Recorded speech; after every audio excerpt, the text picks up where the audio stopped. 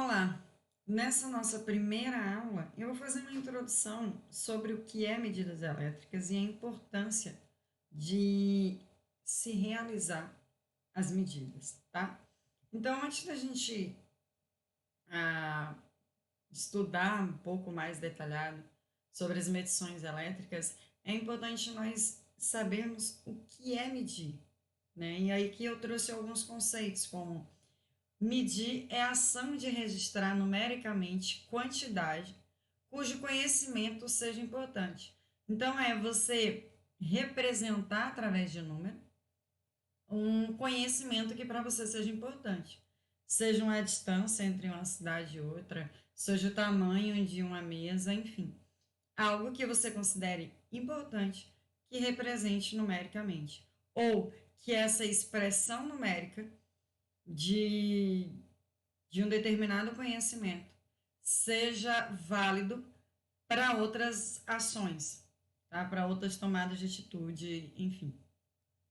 Ainda tem quem diga que medir é um processo de comparação de grandezas de uma mesma espécie, ou seja, que possui um padrão único e comum entre eles.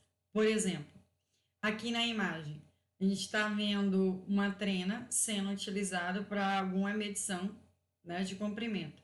Então, você está pegando um padrão, que é o padrão aqui que pode ser polegadas ou centímetros da sua trena, de 1 centímetro e comparando com, supondo que isso seja uma mesa, com um móvel que você queira aferir ou registrar numericamente. Então, é a comparação de uma mesma espécie, ou seja, você não pode querer medir, desculpa o exemplo esdrúxulo, mas velocidade com a trina, né? Então, que seja de uma mesma espécie, mas que possui um padrão único, que nesse caso aqui seria, se você utilizar a parte da trena que usa centímetro, que seria 1 centímetro, tá? E ainda tem que o conceito que diz que medir é estabelecer uma relação numérica entre uma grandeza e outra, da mesma espécie, então, na verdade, uma redundância do conceito anterior, mas que traz a ideia de que medir é representar numericamente, é manter uma relação numérica, de uma grandeza com outra, desde que você tenha um padrão unitário para realizar essa medida. Exemplo, objeto medido aqui em cinza, você está utilizando uma régua, então sua régua, o seu padrão é 1 centímetro. No final você vai dizer, olha, esse objeto mede 4 unidades, então seria 4 centímetros, 4 milímetros e assim sucessivamente. Mas o que eles entendem por padrão? Padrão, conceitualmente falando, é uma grandeza que serve de base ou referência para avaliação da quantidade ou qualidade de um produto. Deve apresentar as seguintes características. Um padrão ela deve apresentar uma permanência, ou seja, o padrão não pode se alterar com o passar do tempo. Sua régua, por exemplo, não pode, desculpa mais uma vez o exemplo justo, mas não pode sofrer dilatação, não pode, o centímetro aqui não pode ser alterado. Então, um padrão ele deve ter permanente, ele não deve ser alterado com o passar do tempo, nem com as condições atmosféricas. E ele deve apresentar uma reprodutibilidade, ou seja, ele deve ter a capacidade de ser reprodutível ou de obter uma cópia fiel do padrão. Senão, nós teríamos apenas um instrumento de medida, tá? Então, essas são as características do padrão. Mas aí eu te pergunto, o que medir? No momento que eu fui fazer essa aula, eu me deparei com o que não se mede hoje em dia. Por exemplo, se você vai fazer uma relação financeira, como a compra de um carro, você está medindo o valor estimado desse carro. Então, quando você representa, sei lá, o carro vale 20 mil reais, você está quantificando o valor daquele carro. Então, você está medindo quanto vale aquele carro. Nos esportes, nem compara. Hoje em dia, para tentar otimizar, né, e ser o melhor, tudo é medido. A velocidade, a posição do pé, enfim, a posição do vento. Tudo é medido. Nossa conta de energia ou água de casa é medido, ou seja, é estimado um valor numérico e depois representado esse valor numérico financeiramente. Então, também é medido. A temperatura tem que ser medida, não basta só sentir ser quente e frio. A gente aqui está em regiões quentes, talvez para mim que moro aqui há muito tempo, eu não sinta tanto calor, mas uma pessoa que veio morar em uma região, né, quente há pouco tempo vai sentir esse calor de uma forma mais latente. Então, a temperatura ela é estimada, ela é representada numericamente para que não seja aquilo, pô, será que está quente, será que não está? E nessa questão de aferir a temperatura, é que também tenha representações ligadas à sua saúde, né? Você pega em você fala, pô, tô quente, então aquilo pode ser a representação de uma febre que pode significar que você, ah, seu sistema biológico não esteja bem. Se você quer otimizar o processo de uma empresa, você precisa quantificar, seja a produção, seja a sua matéria-prima, enfim, para que não tenha prejuízo, né? Tratando-se de uma empresa, não pode haver perdas. E como é que você sabe se tem perdas? Pela quantificação numérica. Então, você precisa representar numericamente a vários aspectos em uma empresa para que ela possa, sim, ser uma empresa de sucesso. Tem gente que trabalha por valor hora, então você quantifica seu tempo.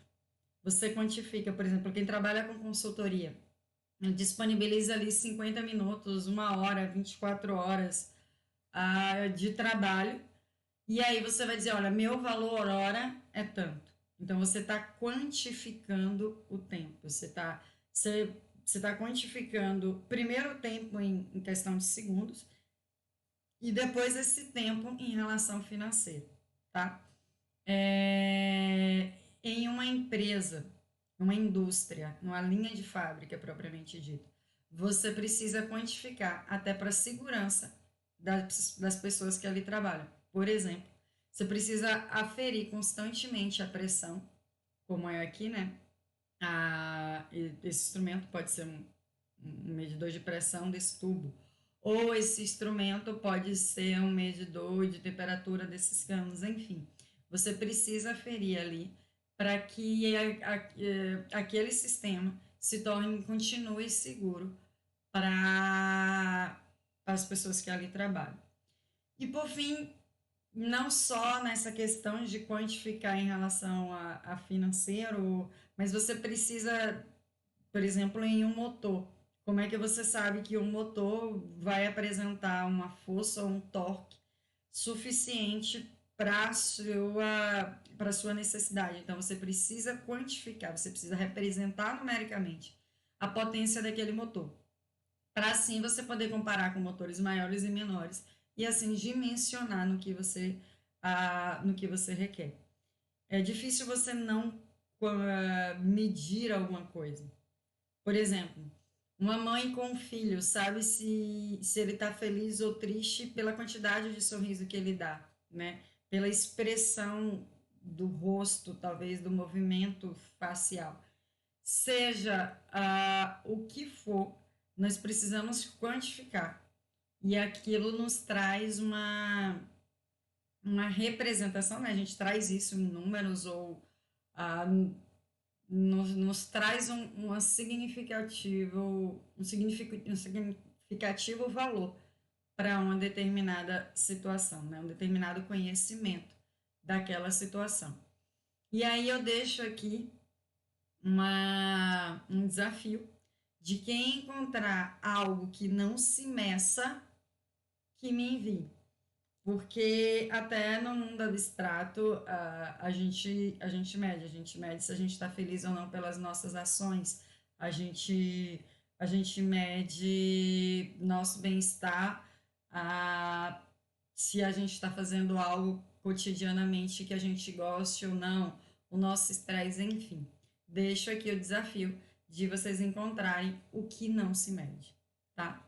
E trazendo nessa linha de eletrônica, automação e afim, eu trouxe aqui o exemplo desse carro, que hoje em dia o nosso simples meio de transporte, ele é todo aferido. A gente tem sensor de temperatura, a gente tem sensor de pressão, perdão, de pressão atmosférica, de, de aceleração, do airbag, um sensor ali para ver se o airbag está, quando ele vai abrir ou não.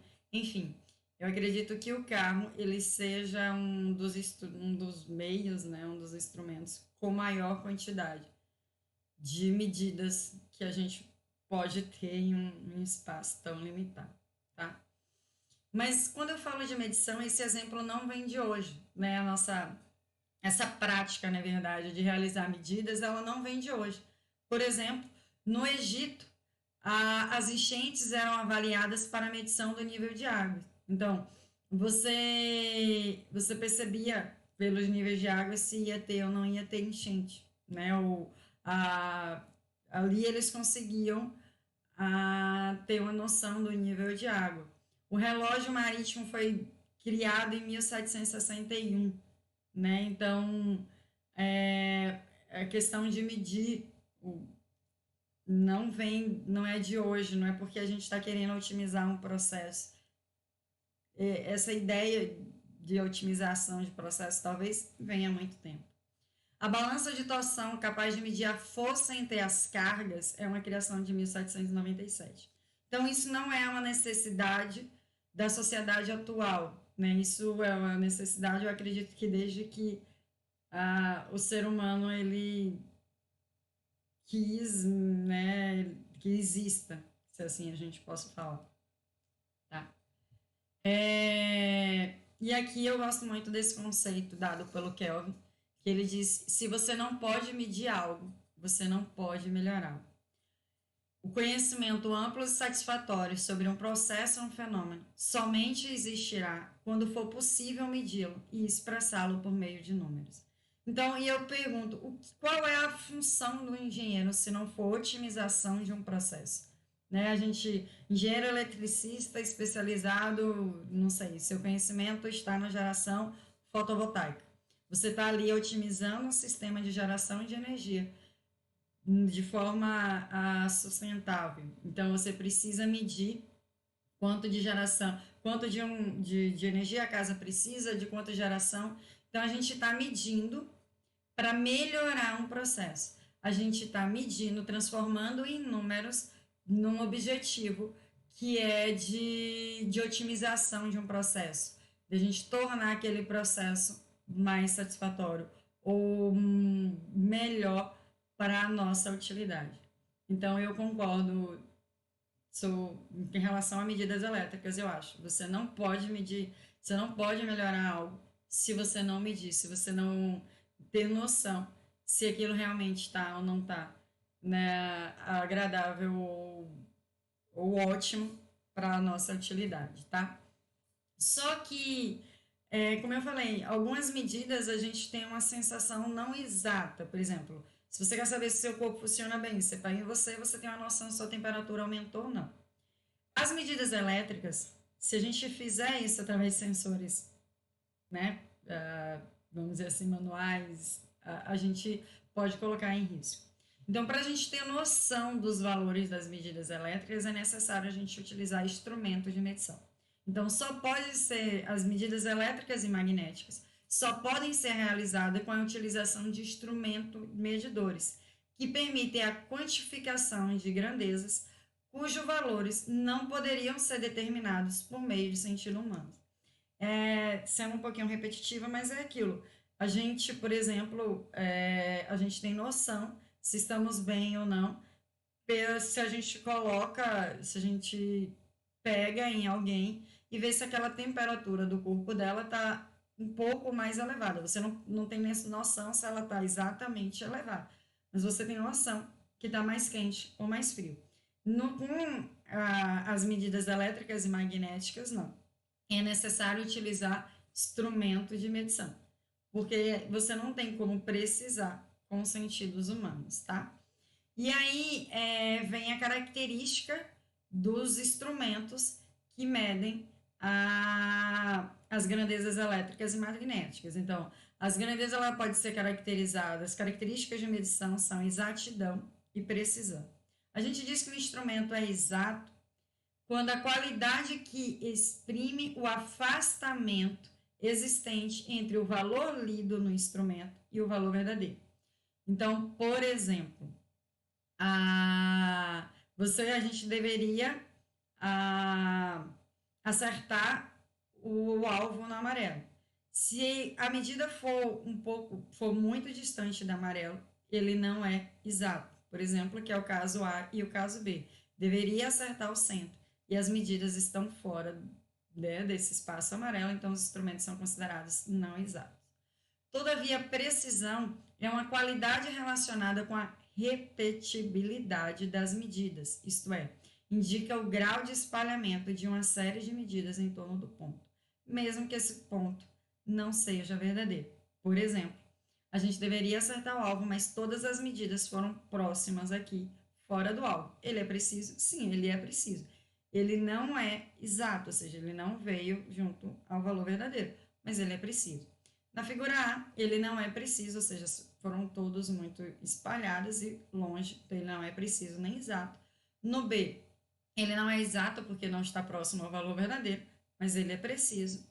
No C, ele é exato, você vê que tem um valor verdadeiro aqui, né? O valor dentro do espaço amarelo estão mais próximos do espaço amarelo, mas ele não é preciso porque ele ficou afastado. E o D, ele é preciso, exato, porque todas as medições foram próximas, ou seja, ele não foi espalhado, então ele é preciso e próximo ao valor verdadeiro, sendo, portanto, exato, tá certo? Bom, relacionadas às nossas medidas, elas podem ser analógicas ou digitais. As medições analógicas, os valores de qualquer medição pode ser continuamente, que é a questão do sinal cinza aqui, representado dentro da margem esperada. A leitura é feita de maneira indireta por meio de um ponteiro sobre a escala. E aqui a gente tem a representação de um instrumento analógico, no caso aqui o multímetro. E aí a gente tem uma escala analógica aqui, e aí o ponteiro desliza e nos dá a noção do valor da grandeza elétrica. Ou valores digitais, que são os valores discretos, que esses que estão em azul. A leitura é feita diretamente no display do instrumento digital, o que torna a leitura mais fácil, tá bom? E os instrumentos dependem da grandeza a medir. Por exemplo, amperímetro mede corrente, metro de medição, ampere da unidade de medida, e assim sucessivamente. Voltímetro, tensão, watímetro, potência ativa, varímetro, potência reativa, ohmímetro, a resistência elétrica, capacímetro, capacitância e frequencímetro, a frequência elétrica, tá? Dentre outros milhões de instrumentos que a gente tem. Muitas vezes, todos esses equipamentos, todas essas grandezas ou todos esses instrumentos, eles estão num único aparelho, que por ter várias medidas se chama multímetro, tá? As medidas elétricas e magnéticas, ela tem a capacidade de ser armazenada em 3 diferentes instrumentos. Eles podem ser apenas indicadores, eles são considerados registradores ou totalizadores.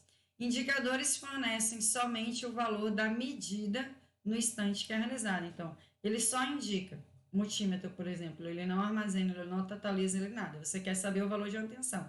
Você pega ali as pontas de prova e afere o valor da sua tensão. Então, ele apenas te indica o valor da sua tensão. Os registradores, eles são capazes de armazenar um certo número de leitura. Então, você coloca ali, ele vai aferindo e vai guardando uma determinada quantidade de leitura da grandeza que você está fazendo. E totalizadores apresentam um valor acumulado da grandeza medida, e uma boa representação para isso é o medidor de água e luz. Então, ele vai totalizando ali ao longo do tempo o consumo tido da grandeza aferida, tá certo? Ele também é caracterizado pela finalidade. Os instrumentos de medidas, eles são caracterizados pela finalidade. Ele pode ser de laboratório ou industriais. Os de laboratório, eles primam pela exatidão e precisão. Então, você precisa de uma precisão e uma exatidão melhor da sua aferição. Você está fazendo um teste, você está desenvolvendo algo e você precisa ter certeza, ou melhor, detalhamento dos valores aferidos, tá? Já no industriais, não. Eles não são totalmente exatos quanto os de laboratório, mas ele possui uma robustez apropriada ao trabalho diário. Porque muitas vezes você não quer saber se aquele, por exemplo, se uma tensão é, sei lá, 127 exato. Você só quer saber se ele está próximo ao 127. Você só quer ter noção, seja por segurança, seja por manutenção do valor aferido, tá? E quanto à portabilidade, ele pode ser de painel, de bancadas ou portáteis. De painel está representado nessa imagem aqui, tá? Nessa primeira imagem. Então, ele fica fixado em um painel.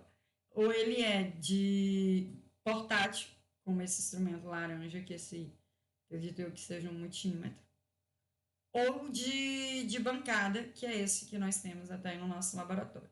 Tá? É muito comum a alguns de vocês. E aí, os instrumentos de medição elétrica, ele é caracterizado pelo princípio físico. Os instrumentos analógicos são caracterizados pelo princípio físico, que pode ser bobina móvel, ferro móvel, eletrodinâmico, bobina cruzada, indutivo, eletrostático. Eu vou parando essa aula por aqui, que eu vou, na próxima aula, detalhar um pouco mais sobre esse instrumento de medidas, tá? Então, eles são características dos medidores analógicos, visto que os digitais utilizam circuitos eletrônicos comparadores para realizar a medida, tá bom? Nos vemos, então, em uma próxima aula.